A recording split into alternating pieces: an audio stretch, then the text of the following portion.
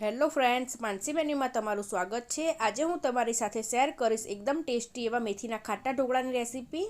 શિયાળામાં મેથીની ભાજી એકદમ ફ્રેશ અને ખૂબ જ પ્રમાણમાં મળતી હોય છે, ત્યારે એ મેથીનો ઉપયોગ કરી મેથીના ખાટા ઢોકળા બનાવીશું। દાળ અને ચોખા પલાળ્યા વિના અને આથો લાવવાની ઝંઝટ વિના ઢોકળા ઇન્સ્ટન્ટ બનાવીશું। આ ઢોકળા એકદમ સરસ પોચા અને જાળીદાર બને છે। તો ચાલો ઢોકળા બનાવવાનું શરૂ કરીએ। તો સૌથી પહેલાં એક બાઉલમાં 1 કપ ઝીણો રવો લઈશું। જો તમારી પાસે જાડો રવો હોય તો મિક્સર જારમાં ઝીણો કરી લેવાનો। 1/4 કપ જેટલો ચોખાનો લોટ લઈશું અને 3 ટેબલસ્પૂન જેટલો ચણાનો લોટ લઈશું। જો તમારે ચોખાના લોટની જગ્યાએ અડધો ભાગ બેસનનો કરવો હોય તો પણ કરી શકાય। હવે બધા જ લોટને બરાબર મિક્સ કરી દઈએ અને તમારે અડધું બેસન અને અડધો રવો લેવો હોય તો પણ લઈ શકાય।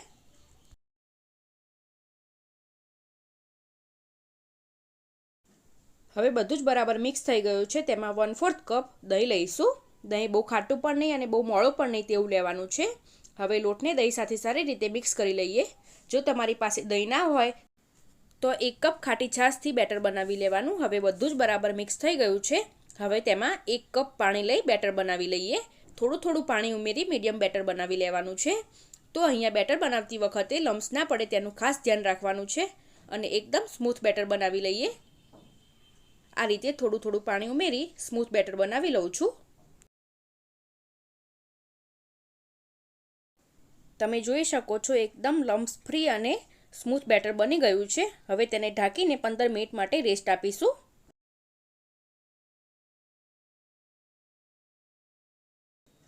પંદર મિનિટ થઈ ગઈ છે અને બેટરને જોઈએ તો બેટર થોડું થીક થઈ ગયું છે। હમણાં પાણી નહીં ઉમેરીએ, પહેલાં મસાલા કરી લેવાના છે। તેને બરાબર મિક્સ કરીને તેમાં 1/2 ટીસ્પૂન હળદર ઉમેરીશું। સાથે જ 1/2 ટીસ્પૂન મીઠું ઉમેરીશું કે પછી તમારા ટેસ્ટ પ્રમાણે લેવાનું। 1/2 ટીસ્પૂન લાલ મરચું પાવડર ઉમેરીશું। અહીંયા લીલા મરચાં પણ ઉમેરવાના છે, માટે મેં લાલ મરચું ઓછું લીધું છે। હવે 1 ટીસ્પૂન સફેદ તલ ઉમેરીશું અને 2 ટીસ્પૂન લીલા મરચાં ઉમેરીશું। મરચાં તમારા ટેસ્ટ પ્રમાણે વધારે ઓછા કરી શકો છો। અને પછી તેમાં 1/4 કપ મેથી ઉમેરીશું। અહીંયા મેથી તમારા ટેસ્ટ પ્રમાણે વધારે ઓછી કરી શકો છો। 2 ટેબલસ્પૂન કોથમીર ઉમેરીશું। તમારે અહીંયા એકલી મેથી એડ કરવી હોય તો પણ કરી શકાય અને જો તમારી પાસે મેથી ના હોય તો કોથમીર ઉમેરી પણ ઢોકળા બનાવી શકો છો। હવે બધું જ બરાબર મિક્સ કરી લઈએ। બેટરમાં તમારે અજમો ઉમેરવો હોય તો પણ ઉમેરી શકાય। હવે બેટરમાં બધા જ મસાલા થઈ ગયા છે અને બેટર થોડું ઘટ્ટ લાગે છે, માટે બેટરમાં 2 ટેબલસ્પૂન પાણી ઉમેરી બેટર બનાવી લઈએ અને બેટરને બરાબર ફેટી લઈએ।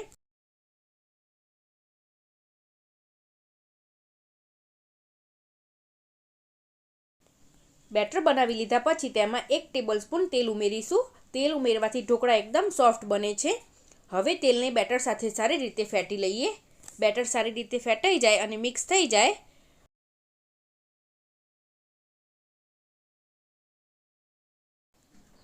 હવે બેટરમાં 1 ટીસ્પૂન રેગ્યુલર ઈનો ઉમેરીશું। ઈનો ઉમેરવાથી ઢોકળાનું રિઝલ્ટ સારું આવશે। તમે અહીંયા બેકિંગ સોડા પણ લઈ શકો છો। ઈનો એક્ટિવેટ કરવા માટે 1 ટીસ્પૂન જેટલું પાણી ઉમેરીશું અને બેટરને એક જ ડાયરેક્શનમાં ફેટી લઈશું। બેટરને 2 મિનિટ સુધી એક જ ડાયરેક્શનમાં ફેટી લેવાનું છે। બેટર સરસ ફેટાઈ જાય પછી તેને તરત જ પ્લેટમાં ઉમેરી દેવાનું છે। બેટર સારી રીતે ફેટાઈ ગયું છે। હવે ઢોકળા મૂકવા માટે પ્લેટને સારી રીતે તેલથી ગ્રીસ કરી લઈએ।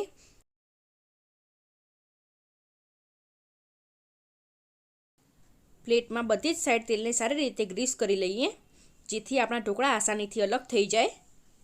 આ રીતે ગ્રીસ કરી લેવાનું છે। હવે પ્લેટમાં બેટર ઉમેરીશું। તમારે જેટલા જાડા કે પતલા ઢોકળા કરવા હોય તે પ્રમાણે બેટર ઉમેરી લેવાનું છે। બેટરને આ રીતે લેવલ કરી લેવાનું। હું આટલા બેટરમાંથી 2 પ્લેટ ઢોકળા બનાવું છું અને ઉપરથી લાલ મરચું પાવડર સ્પ્રિંકલ કરીશું અને પ્લેટને સ્ટીમ કરવા માટે મૂકી દઈશું।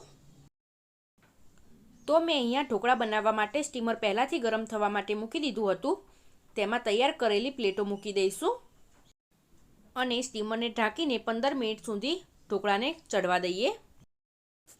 15 મિનિટ થઈ ગઈ છે અને ઢોકળાને ચપ્પુ નાખી ચેક કરીએ તો ચપ્પુ એકદમ ક્લિયર આવે છે, મતલબ કે ઢોકળા ચડી ગયા છે। હવે ઢોકળાની પ્લેટને બહાર લઈ લઈએ। હવે મેં ઢોકળાની પ્લેટ બહાર લઈ લીધી છે અને ઢોકળા ગરમ હોય ત્યારે જ ઢોકળા પર 1 ટીસ્પૂન જેટલું તેલ લગાવી લઈએ. તેલ લગાવવાથી ઢોકળા એકદમ શાઇની બનશે અને ખાવામાં એકદમ ટેસ્ટી લાગશે. ઢોકળા પર આ રીતે તેલ લગાવી લેવાનું છે.